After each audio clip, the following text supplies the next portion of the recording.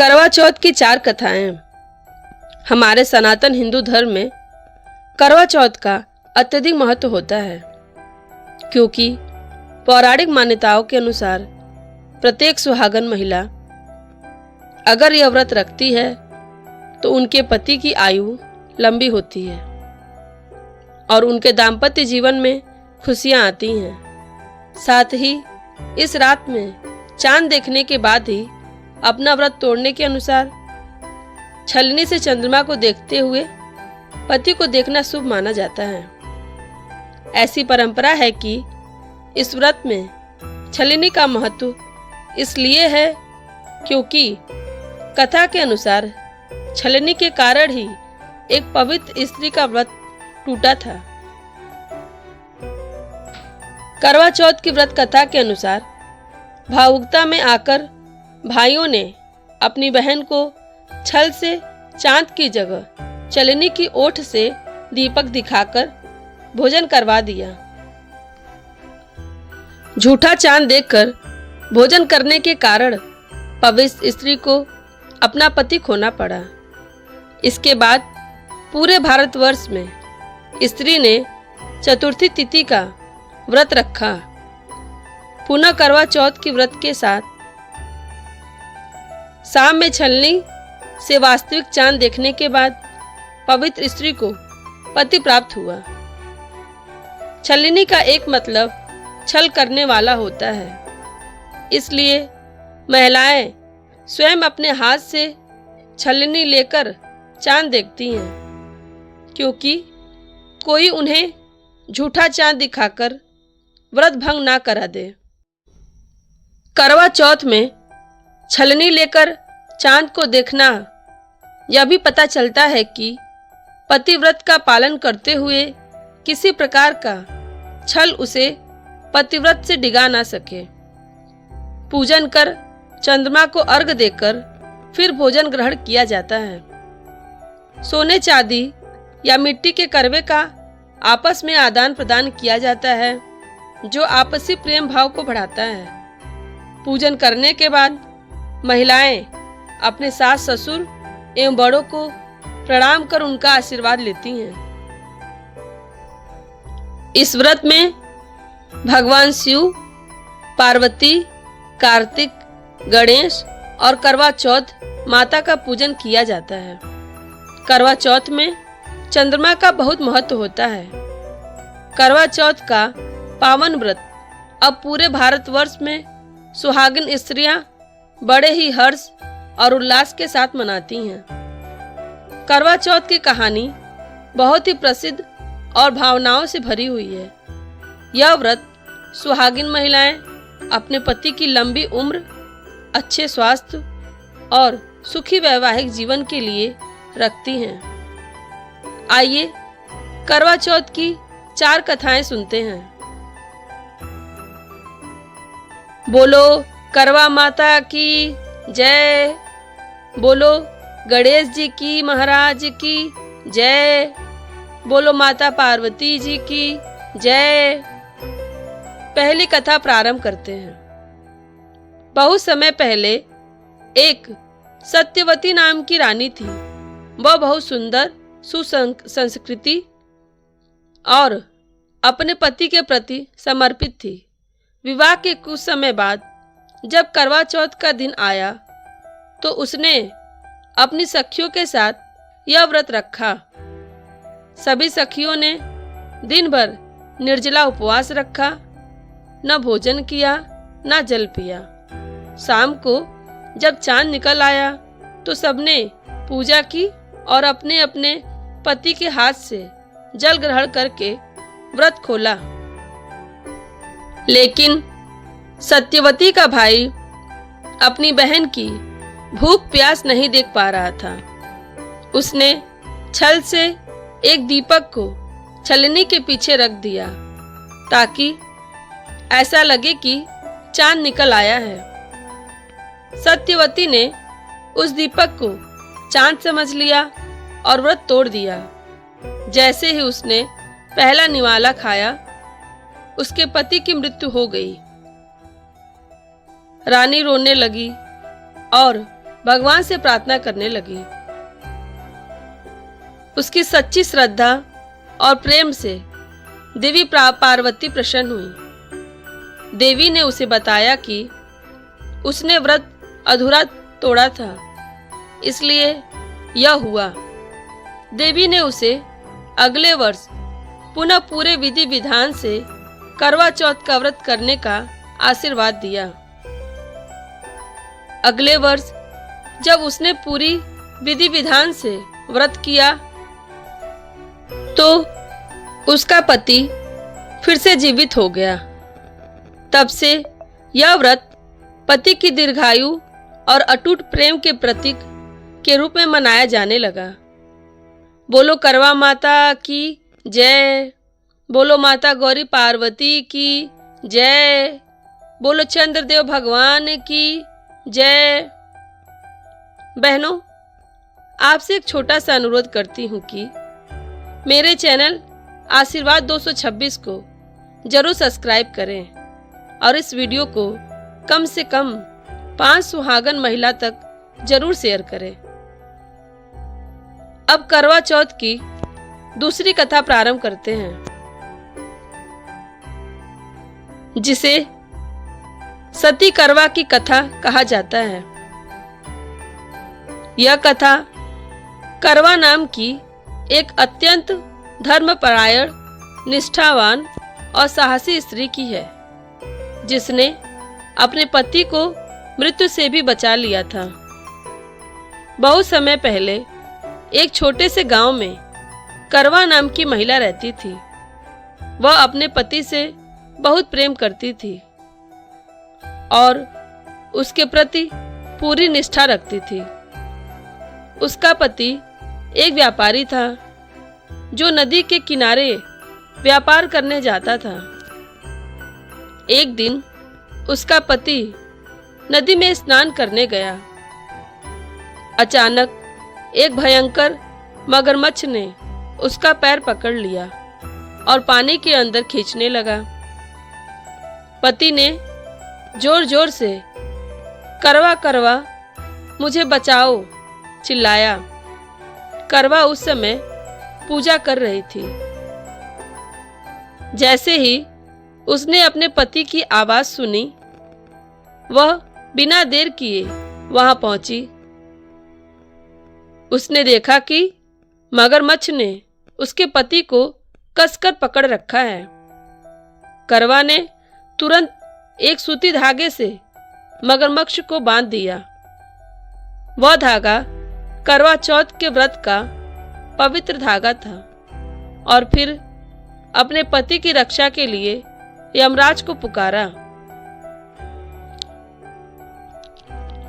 यमराज प्रकट हुए और बोले, हे करवा, यह मगरमच्छ का जीवन काल अभी बाकी है, इसे मैं नहीं मार सकता। लेकिन करवा अडिग रही। उसने दृढ़ स्वर में कहा, हे यमराज, यदि आप मेरे पति की रक्षा नहीं करेंगे तो मैं अपने तप और व्रत की शक्ति से आपको श्राप देकर नष्ट कर दूंगी। यमराज करवा की सत्यनिष्ठा और पतिव्रता शक्ति से भयभीत हो गए। उन्होंने तुरंत मगरमच्छ की मृत्यु का आदेश दिया और करवा के पति को जीवन दान दे दिया। उस दिन से करवा चौथ व्रत का नाम करवा के नाम पर पड़ा। यह व्रत स्त्री की शक्ति, श्रद्धा और पतिव्रता धर्म का प्रतीक माना जाता है। बोलो करवा माता की जय। बोलो गणेश जी महाराज की जय। बोलो माता पार्वती जी की जय। बोलो चंद्रदेव की जय। अब करवा चौथ की तीसरी कथा प्रारंभ करते हैं, जिसे वीरावती की कहानी कहा जाता है। यह कथा प्रेम, विश्वास और धैर्य का अद्भुत उदाहरण है। बहुत समय पहले एक राजा और रानी की 7 बेटे और एक प्यारी सी बेटी थी, वीरावती। सब उसे बहुत प्यार करते थे। जब वीरावती की शादी हुई तो कुछ समय बाद उसका पहला करवा चौथ आया। वह अपने मायके में व्रत रख रही थी। सुबह से ही वीरावती ने निराजल व्रत शुरू किया। ना कुछ खाया, ना पानी पिया। सारा दिन भूखी प्यासी वह बार बार बेहोश होने लगी। उसके भाइयों से अपनी बहन की हालत देखी नहीं गई। उन्होंने आपस में कहा, हमारी प्यारी बहन चांद निकलने का इंतजार करते हुए बेहोश हो रही है। कुछ तो करना होगा। सबसे छोटे भाई ने एक पेड़ पर जाकर दीपक जलाकर छलनी के पीछे रख दिया ताकि ऐसा लगे कि चांद निकल आया है। उन्होंने कहा, देखो दीदी, चांद निकल आया, अब तुम व्रत खोल दो। भोली वीरावती ने भाइयों की बात पर विश्वास कर लिया और व्रत तोड़ दिया। जैसे ही उसने पहला निवाला खाया, उसके पति की मृत्यु का समाचार आ गया। वीरावती यह सुनकर रोती रोती अपने ससुराल पहुंची। वह दिन रात अपने पति के शव के पास बैठी भगवान से प्रार्थना करने लगी। उसकी सच्ची श्रद्धा और भक्ति देखकर माता पार्वती प्रकट हुई और बोली, वीरावती, तुम्हारा व्रत अधूरा रह गया था, लेकिन तुम्हारी श्रद्धा सच्ची है। हर पूर्ण करवा चौथ पर तुम विधि पूर्वक व्रत करोगी तो तुम्हारा पति पुनः जीवित हो जाएगा। वीरावती ने अगले वर्ष पूरे विधि विधान से करवा चौथ का व्रत किया। उसकी तपस्या और सच्ची भावना से प्रसन्न होकर माता पार्वती ने उसे आशीर्वाद दिया और उसका पति पुनः जीवित हो गया।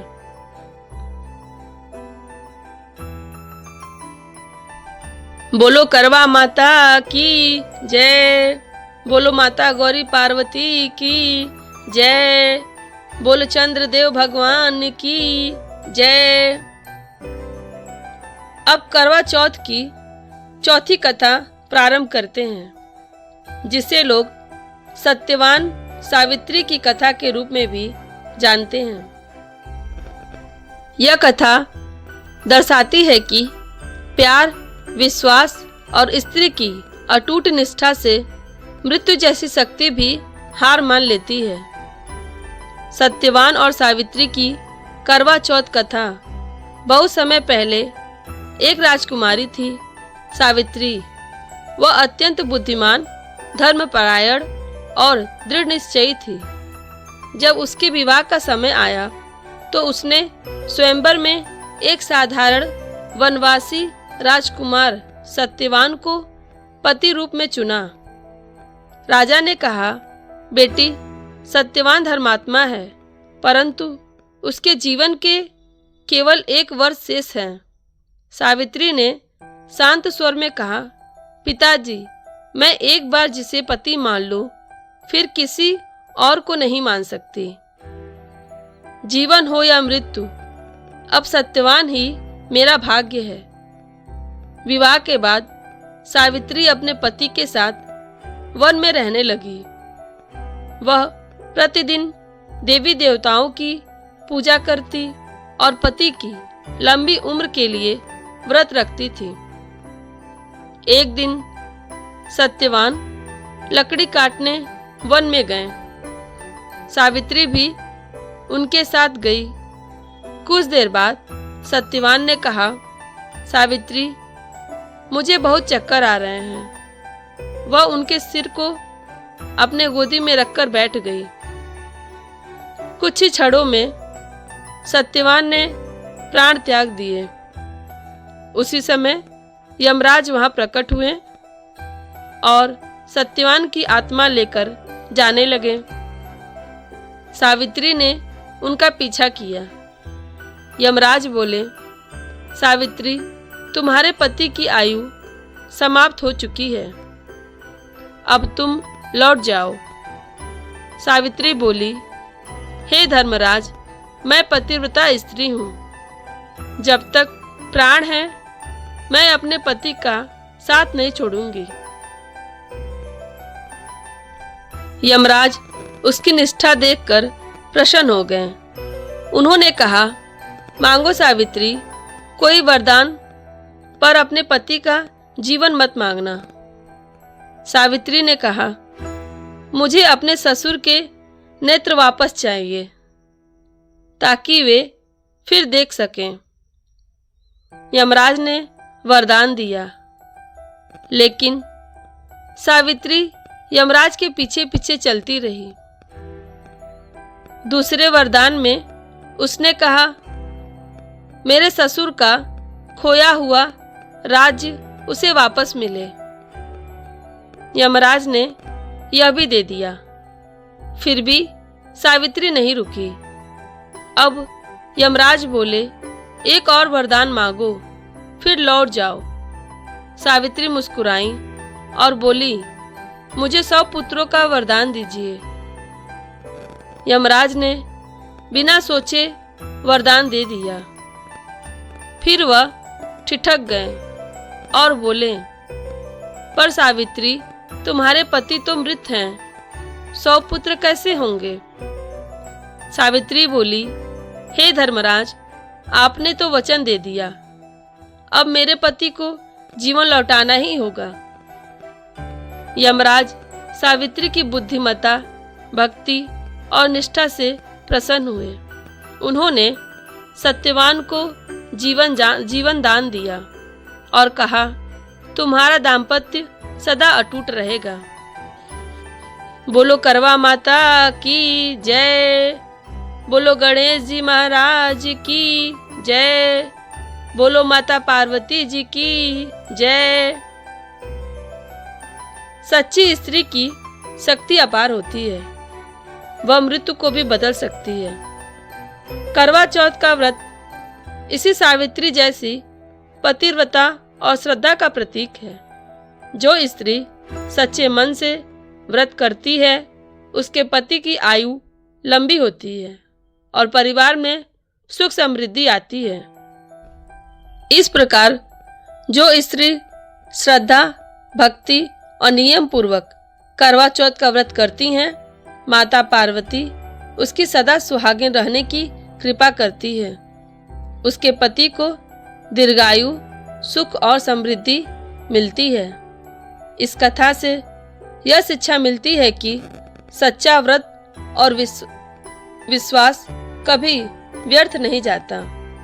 पत्नी की निष्ठा और श्रद्धा से मृत्यु भी हार जाती है। करवा चौथ केवल उपवास नहीं, बल्कि प्रेम और समर्पण का पर्व है। कहा जाता है कि जो स्त्रियां करवा चौथ का व्रत पूरे मन से करती हैं, उनके पति को कोई संकट नहीं छू सकता। यह व्रत पति पत्नी के प्रेम, विश्वास और समर्पण का प्रतीक है। यह माना जाता है कि इस दिन व्रत करने वाली स्त्रियों को सौभाग्य, सुख और समृद्धि प्राप्त होती है। करवा चौथ का नाम करवा छोटी मिट्टी की लोटियां और चौथ चतुर्थी तिथि से पड़ा है। हे माता पार्वती, जैसे आपने शिव जी के लिए कठोर तप किया, वैसे ही मैं अपने पति की रक्षा के लिए यह व्रत कर रही हूँ।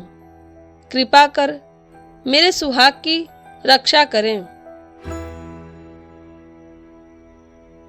बोलो करवा माता की जय। बोलो गणेश जी महाराज की जय। बोलो माता पार्वती जी की जय।